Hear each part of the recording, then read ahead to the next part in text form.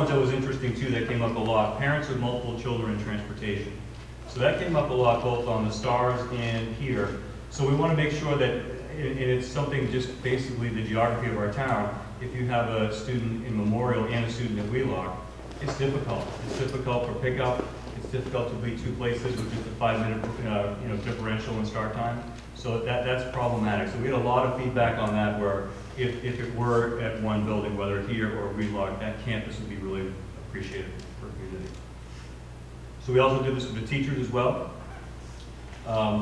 So grade level was something that came up with the teachers because they look at the reconfiguration as something that they wanted to make sure that is something that is thought of. Grades 3, 4, 5 best, kindergarten, preschool, so anything that came up with kindergarten, preschool that was flagged and put into that. So those are all really important pieces. Anything to do with building, and a lot of that was making sure that we have a large gym, we have the capacity in our building, so that would come up under the building. But if you look at the stars, building was the top one as well, with the concerns around the space in the buildings. Classroom size was another one that was important for staff. Shared staff, so it's something you may not know, but we have staff that go from building to building, especially the elementary level, our specialists. So they may teach in 2 or 3 buildings. So how would that impact the shared staff if we have one larger school? And will there be less travel, more travel? Where would they be assigned? All those kinds of concerns. Definitely valid concern, but that came up a lot as well. Let me just share a few of the responses. I think that's important to kind of get a sense of the thought. We're going to have a report on this, and we'll post that on our website once we submit the PDP. But to give you a sense of what the teachers were talking about in the 3 to 5 best, I'm thinking the grade configurations, you should consider state standards possibly for programming, the grade consistency. This is important because most standards are set 3 to 5. Also, there's more programming possibilities with more grades and more consistency for 3 years. I think having grades 1 through 5 on the same campus would be best. It would allow the staff to communicate easier what's best to teach for each student and make transitions to each grade level smoother for our students. I think the grade 3-5 configuration makes the most sense. A lot of curriculum is written 3-5. A school for grades 3-5 would be wonderful. Workshops are often designed for grades 3 to 5. We'd be able to share materials and ideas and better differentiate for students at that level. So some good feedback from our teachers, some parents, some feedback on how about multiple children in terms of transportation. Opportunity to consolidate 3 grades at the same school. For families with children 2 grades apart, it will enable both kids to be at the same school for a longer time. Please consider the challenges of parents that drop off and pick up children from multiple elementary schools that begin to dismiss at similarly the same time. Physically, you cannot be at 2 places at the same time, especially when schools are across town from each other.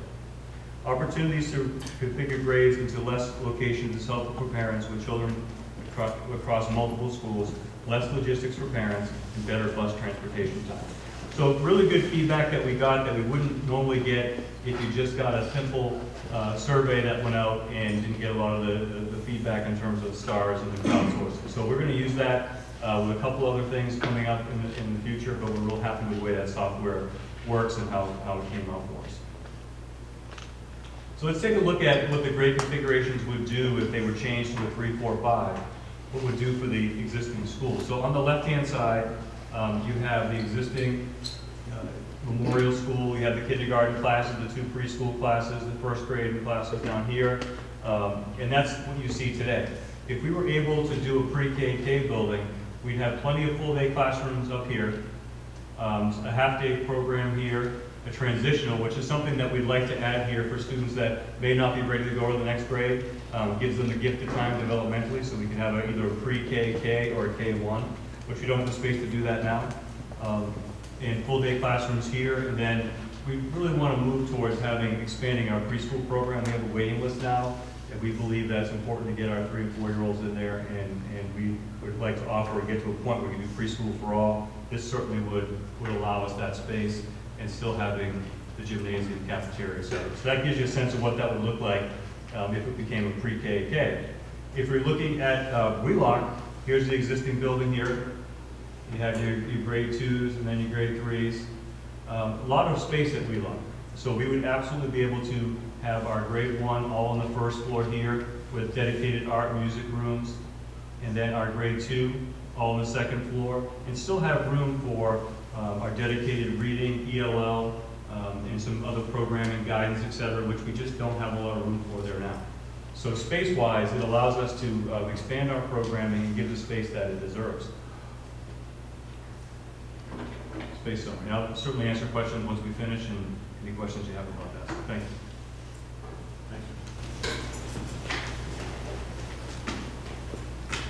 So as a result of that, we essentially, working with the MSBA, they have what's called the Space Summary template. And it's a very well-defined document from their side. It's an 11 by 17 piece. It gets put together, and essentially the MSBA from their side says, well, if you have an enrollment of whatever, it then calculates what they think your typical school should have at the elementary school level. And so what we are then doing is reporting back to them, using their template as guidelines. What do we have today for existing conditions? What are we proposing? And then how does that compare to the MSBA guidelines for what they would suggest?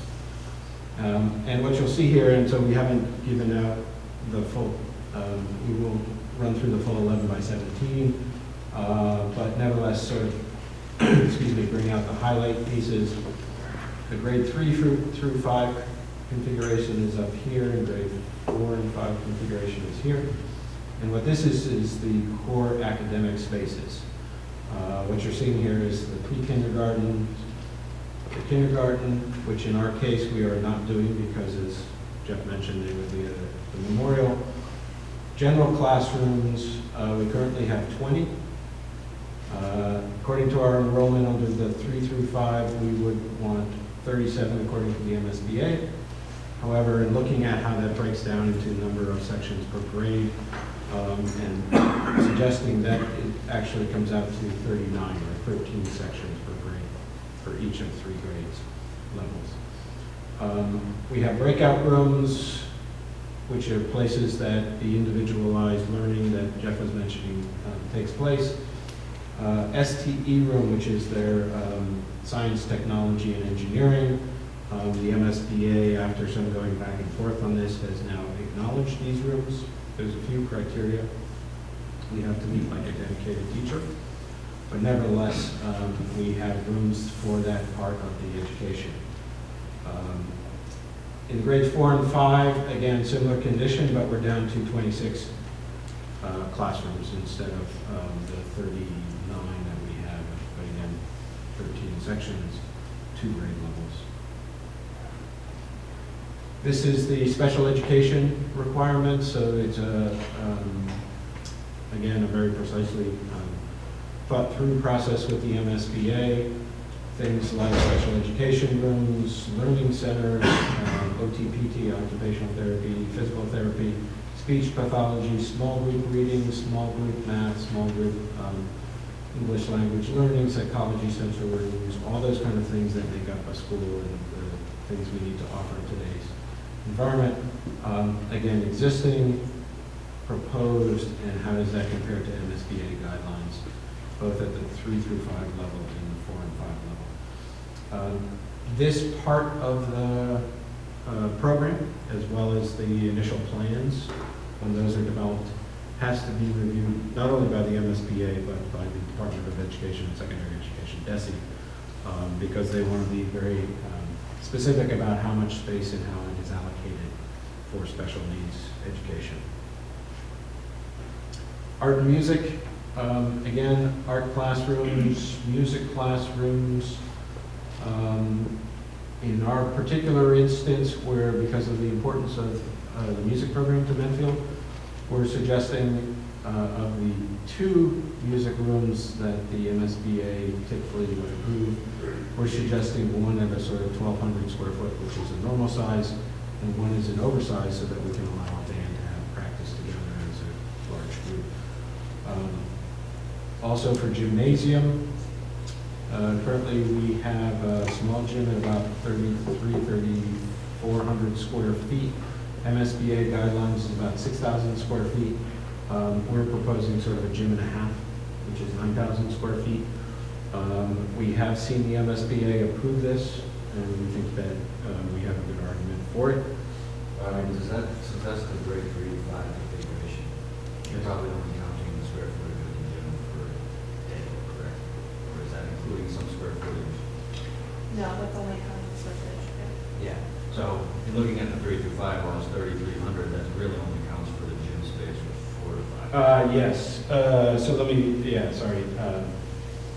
Just because it's a big increase from 3,300. An important thing here is because there is no 3 through 5 operation today, the existing numbers always reflect essentially grades 4 and 5 of this building. So we haven't, on the 3 through 5, we have not tried to bring in the existing third grade spaces over at Blue Lock.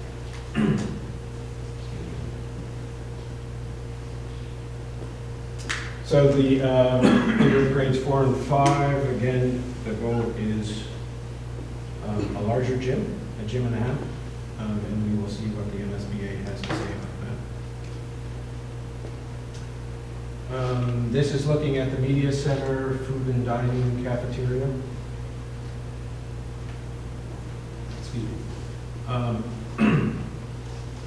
And again, we're generally in conformance with MSBA guidelines for the library, the media center. We are looking for a slightly larger stage, again, because of the importance of music and the interest in having a good-sized orchestra playing together. And that is the case whether it's the 3 through 5 or the 4 and 5 configurations. And then administration, these are the offices that the school department needs to run the building. And again, a run through of all the different spaces, general offices, teachers, mail rooms, principal's office, et cetera, and some slight variations between MSBA guidelines and what the district is requesting. And typically, that's the case with most districts. And finally, these are sort of the working areas of the building, custodian and maintenance. And the one thing we did want to bring up was that in the interest of supporting the staff and the faculty here, the district is requesting a daycare center, a staff daycare center of about 1,000 square feet. I think, I won't speak too much for Jeff, but understanding that that is a good resource for the faculty in maintaining and supporting good quality faculty. This whole thing sort of rolls up together and becomes our solution to the MSBA for what we propose as a new building. These drawings are probably a little hard to read, I realize, as I'm sitting back there. But these are a series of studies that we are beginning, and I won't try to lead you through all of those, but essentially this is the Dale Street site. You can see the existing memorial in gray here, and the Dale Street School here. And what we do is a series of studies that look at the grade 4 and 5 configuration, the grade 3 through 5 configuration, ad reno, new construction, and we begin to look at it. And the MSBA is very rigorous about their process. They want us to understand and study everything thoroughly. These are a series of studies. These are very preliminary. Once we get approval on the PDP, we'll actually go into these in far more detail, and really begins to understand, to talk to the community and the district about how a new building or a renovated building would fit on this site. And you can see these are the beginnings of the diagrams for the Wheelock site. Again, grades 4 and 5, 3, 4, 5. In this case, we are not proposing any work on the Wheelock building. So it's just a new construction, and there's some different ways we're thinking about how the buildings interact with each other and how roadways and parking and other things happen on the site. So again, a rather rigorous study for each so that we can then begin to hone in on what makes the most sense and begin to look at that more specifically with the MSBA. So finally, the schedule. So where do we head from here? As I mentioned, we are submitting the PDP in a couple of weeks. The MSBA will take that, they will review it, They go through it very carefully. It's about a 600 or 700 page report. And they will come back to us with very detailed questions. In the meantime, we're going to be moving forward with evaluation of the different alternatives, so we're really going to be pushing and pulling and doing a lot of that design work now. Those go rolling together into essentially in July, when, as I mentioned, we'll be pulling together what's called the Preferred Schematic Report, the PSR. That then gets submitted to the MSBA. We go through what they call a Facilities Assessment Subcommittee. They have a small group of the board who looks again very carefully at our proposal and really digs deep into the both the technical issues, the educational program issues, make sure it all jives together. And then they would, if we stay on track, towards the end of this August, vote to approve us going to the next phase, which is schematic design. We would spend most of the fall doing schematic design, developing that scheme even further, submitting it around the first of next year to the MSBA, going through their process again, another round of heavy review, and presumably, hopefully, getting approved by the board sometime in February, and then putting it in front of the voters to get the voters to approve the project.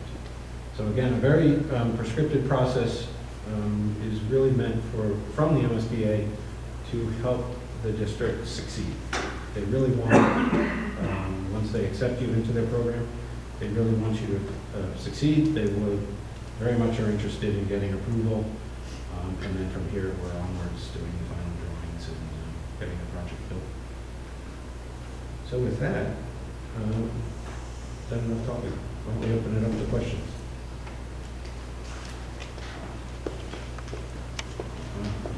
Not all at once. I know there's some out there. Go ahead, Gene. Sure. So at night, did I understand this, you actually have, basically there's 4 options. There's a 3-5 at Wheelock or a 4-5 at Wheelock. There's a 3-5 here or a 4-5 here. Is that correct? Correct. And Well, so I just add to that before we move Yeah. on, that in terms of enrollment, yes, but in terms of building options, because we go beyond that, there's new buildings and ad renos, and we're looking at that, so that's why the building options will go well beyond that, but in terms of enrollment, that's true, those are the 4 options. that was my next question. Sounds like it's too early to respond to, like, if it was here, what happens to the building configuration? So that's all the options that Larry has up here. You can see like B1 is an addition / renovation to the existing building on this site. C1 would be a new building right where this building exists today. D1 would be a new building in the field while some portion of the Dale Street School remains for town use, as does E1. And then E2 would be demolishing the existing building and putting a field on the corner. So just on this site, you can see that there are 5 options that we're currently exploring. Essentially 10 options, because 10 options. 5 for each configuration. And then on Wheelock, we're doing the same thing. The only thing we take out is none of it, there's no ad reno, because it would mean leaving this. And then if we were to choose a Wheelock option, the town would need to decide what happens with this building, because the MSBA then no longer participates in that, so we would need to decide whether it could be salvaged for some other use, or it would be demolished and turned into some other function. Right, and so these are, excuse me, variations on different ways to configure the site under that scenario. Sure. So, I was looking at the enrollment today. I think the round numbers are the enrollment at Wheelock are about 400. And if you were to do the 3 to 5 configuration at Wheelock, the enrollment would go from about 400 to about 1,000, give or take.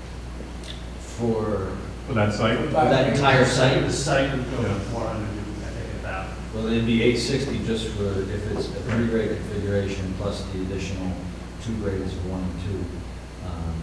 So, yeah, I mean, basically, that sounds about right. Right. Yeah. So it goes from 400 to 1,000, that's like a 150% increase in just the enrollment. So, you know, that would be 150% increase in traffic, 150% increase in parking, and all the other sort of activities that go on with it. So, just looking at those numbers, I know there's a multitude of factors here that you've already spoken about.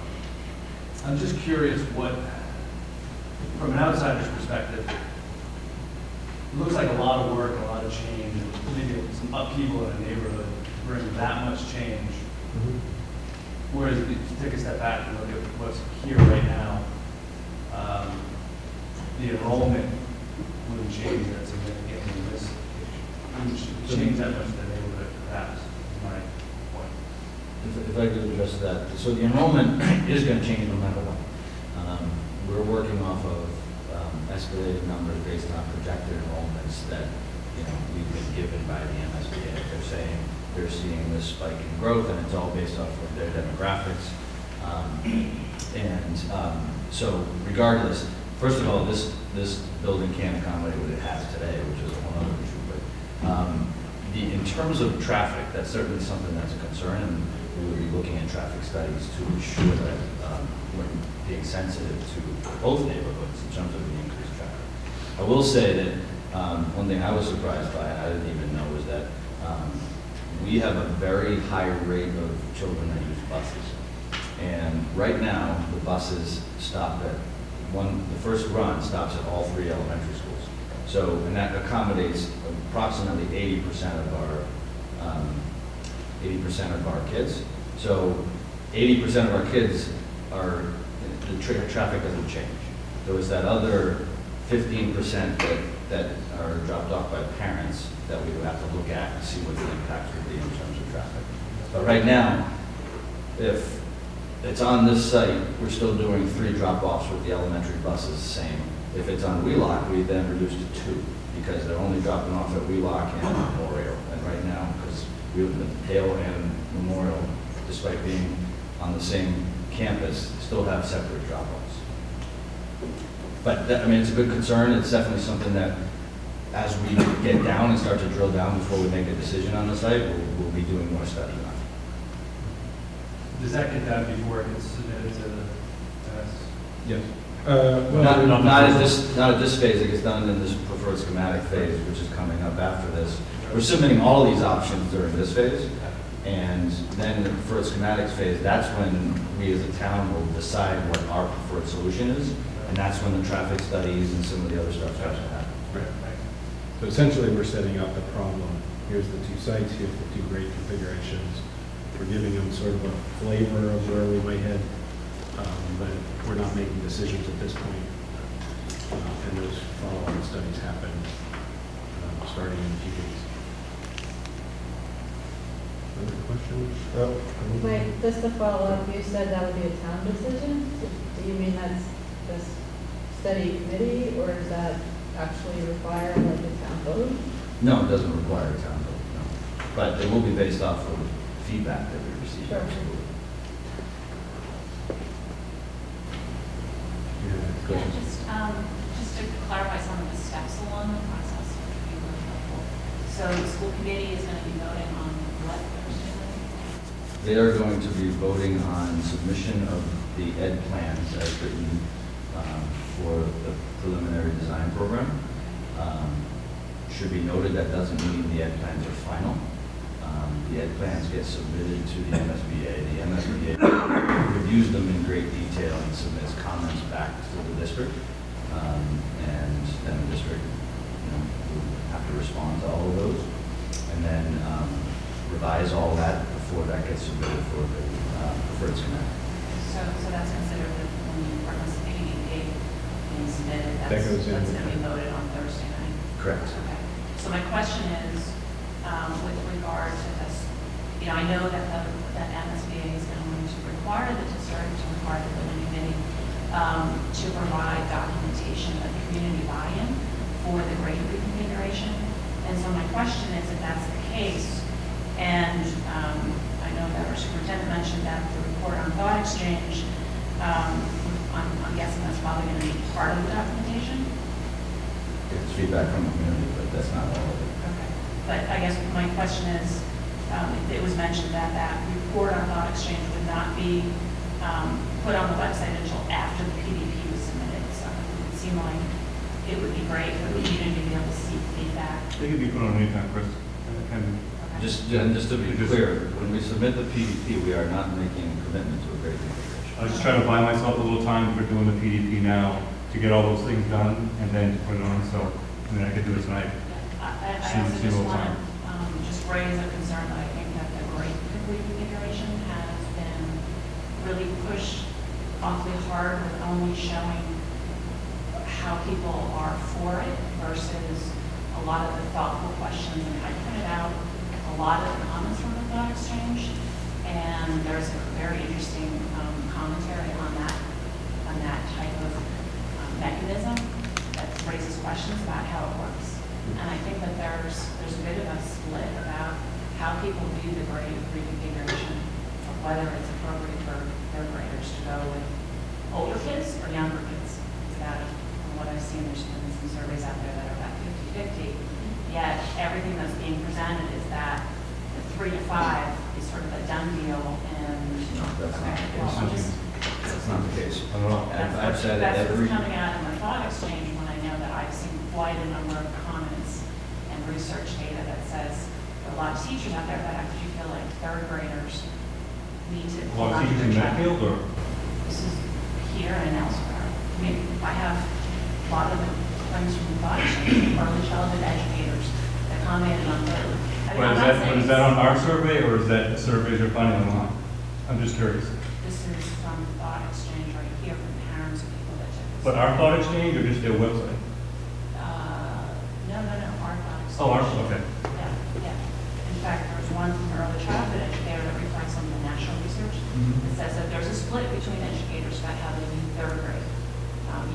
Some people view it as, why force them to grow up too fast? And other I ones. did see that comment, yeah. And other ones feel like it's good for them to be with older kids. I don't think there's a universal viewpoint about where it fits.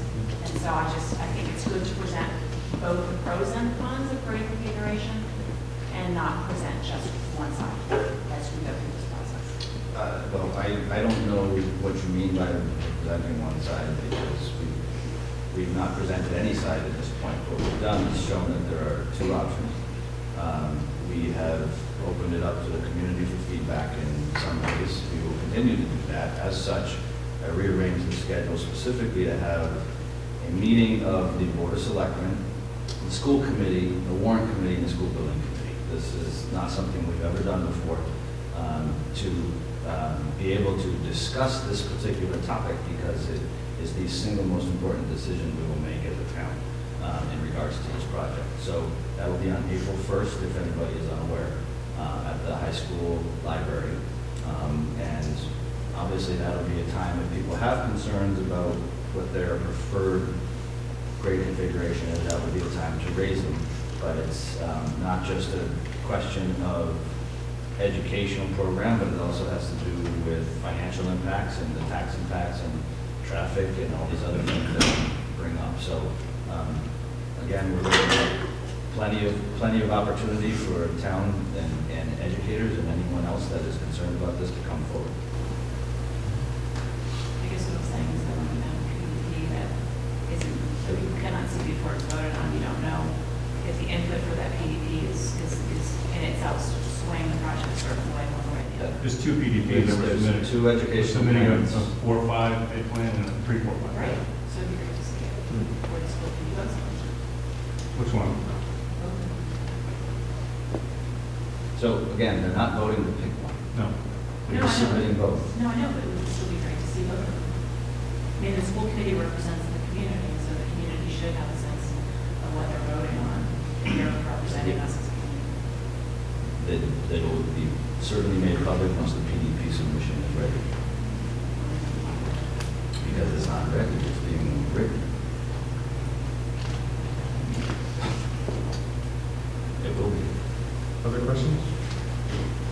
Just had a question about if the ultimate decision is to build the school like on the field over here, at what point is the decision made whether or not to tear this one down, put a field here, and people like, that just, is there a point when the committee has to hand it over to the selectmen? And like, do you lose control of being able to put a field here?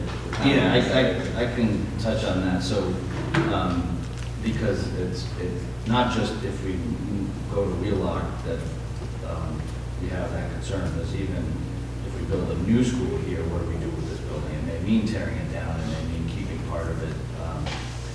But the MSBA, regardless, because they're so rigorous with their process, they require us to, as a town, to, at the very least, start the process of evaluating the future use of this school, whether we stay here or go to Wheelock, either way, unless we're reusing it in place.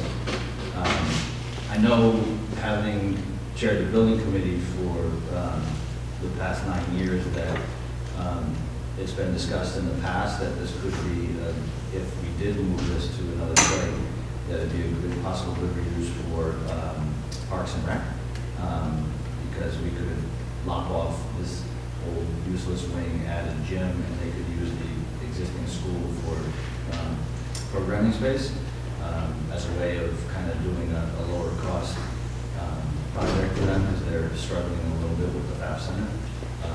So that's something that's been discussed in the past, but we'd be a long way from having any decision on that, because I don't think that's been studied to any great detail.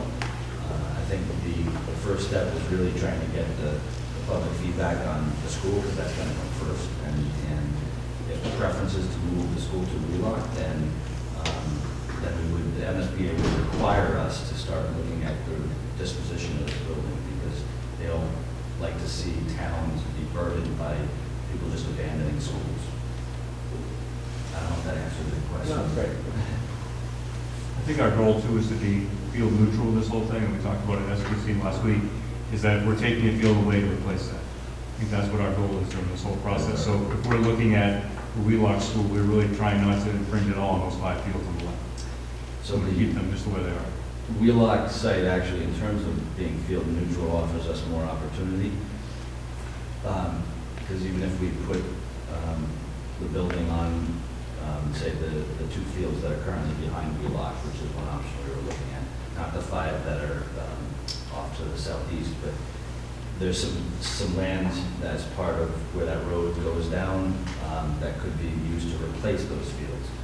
If we put the building on this site, the only way to replicate the fields, if we put it in the field, we have to replicate the field here, which means knocking this building down, putting the field on the corner, which isn't ideal, but it still doesn't quite get us there, if I remember correctly, Larry, because of the size of the building that would have to go on the site. But yeah, as Jeff mentioned, the goal is to be field neutral as much as possible. We don't want to be taking up too many of the existing fields. But we do need to find a sizable site for a sizable building. What's the current reading list for preschool? What was it this year? I don't know. Numbers. I'd have to look at it. That was one question I had. With the grade reconfiguration, is there any discussion of opening up the pre-K wider to more students or no? With the reconfiguration, absolutely. Because it's all, it looks like there'd be more classrooms, so I couldn't really tell. And Jeff, I think the state's kind of pushing for that too, am I right? Yeah, and we're right now have 4 teachers sharing 2 preschool rooms. So, I mean, the reconfiguration will allow us to have that wing of, say, 6 preschool classrooms, be able to have a lot more opportunities for kids. Is there any discussion to change it from the lottery system or? We wouldn't have to have one probably. Yeah. We'd have enough to do good.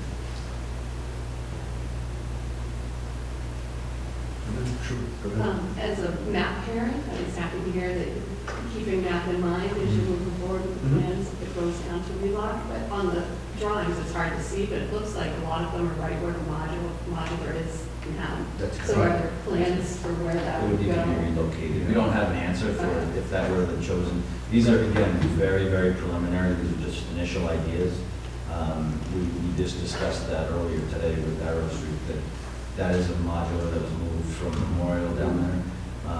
We would need to work with MAP to relocate it because of the way the building would probably lay out on the site. But One of the it's things still we be on have- the campus. That's the plan. Yeah. Absolutely. One of the things we are starting to look at is whether the new building and the existing wheel lot could work together in this sort of campus configuration, as opposed to, one at one end of the site and the other at the other end of the site, similar to what happens here. The other, just, I'll get to your question in a second, but right now, this would reduce transitions. I mean, this is going to that site.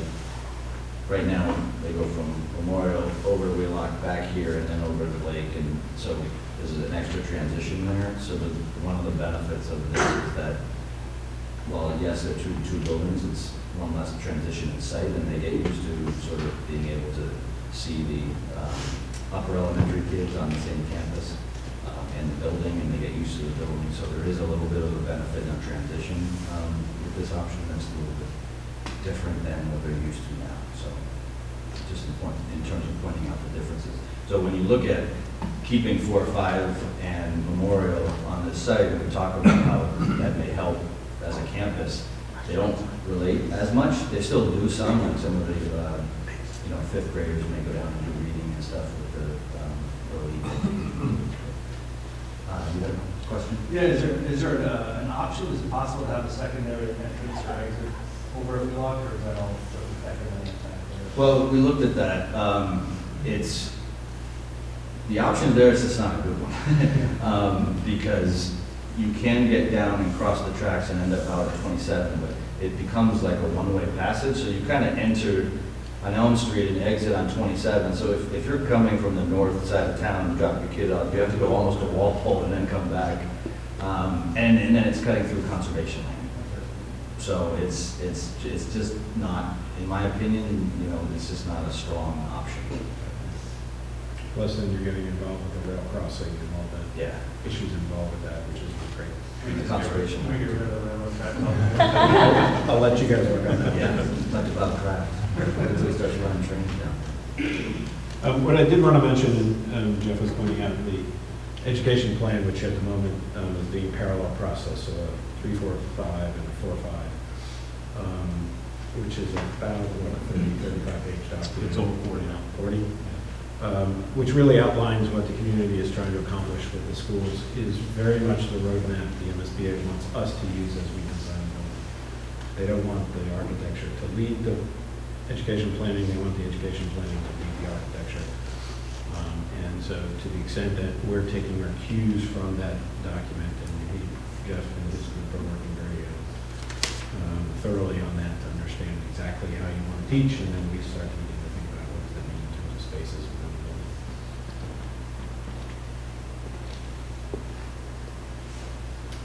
Any questions?